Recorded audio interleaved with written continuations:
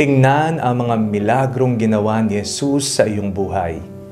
Ako po si Father Fiel Pareha at ito po ang ating segment, ang Daily Devotion, na kung saan tayo po ay magdarasal, magbabasa at magdidilay kasama ng salita ng Diyos sa buong taon. Manalangin tayo. Sa ngalan ng Ama, ng Anak at ng Espiritu Santo. Amen. Halina, banal na Espiritu, liwanagan mo ang aming puso at isip nang maunawaan at maisabuhay namin ang iyong salita. Amen. Our Bible passage for today is from the Gospel of St. Luke chapter 10, verses 13 to 16, and I read it for you. Woe to you, Chorazin! Woe to you, Bethsaida! For if the deeds of power done in you had been done in Tyre and Sidon, they would have repented long ago, sitting in sackcloth and ashes. But at the judgment, it will be more tolerable for Tyre and Sidon than for you. And you, Capernaum, will you be exalted to heaven? No, you will be brought down to Hades. Whoever listens to you listens to me, and whoever rejects you rejects me, and whoever rejects me rejects the one who sent me. May panahon po ba kayo na tingnan ang nangyari sa maghapon? Tingnan ang mga milagrong ginawa ni Jesus sa iyong buhay, ang mga pagpapalang tinanggap, ang kabutihan ng Panginoon, ang awa niya sa maghapon. Ang taong hindi marunong kumilala sa mga pagpapala, sa mga milagrong ibinibigay ng Panginoon, ay taong walang pakialam. Para na lamang siyang nabubuhay. Madalas pa nga humihingi sa Panginoon pero hindi marunong bumalik at magpasalamat sa Kanya, ni hindi nagbabagong buhay.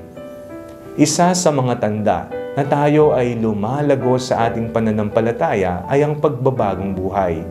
Mula sa kasalanan, kadiliman, paggawa ng mga hindi makatotohanang bagay, taliwas sa Panginoon, ay ang pagbabagong buhay sanang makita.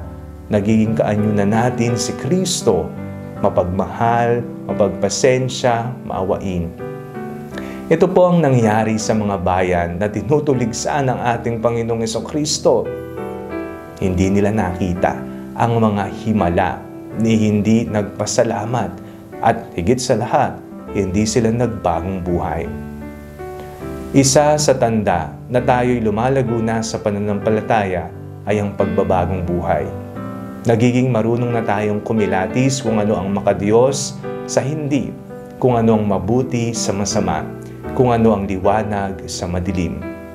Patuloy po tayong magdasal sa Ama na naway bigyan tayo ng isang pusong palaging nagsisisi at isang pusong marunong kumilala sa mga himala ng Panginoon. Manalangin tayo.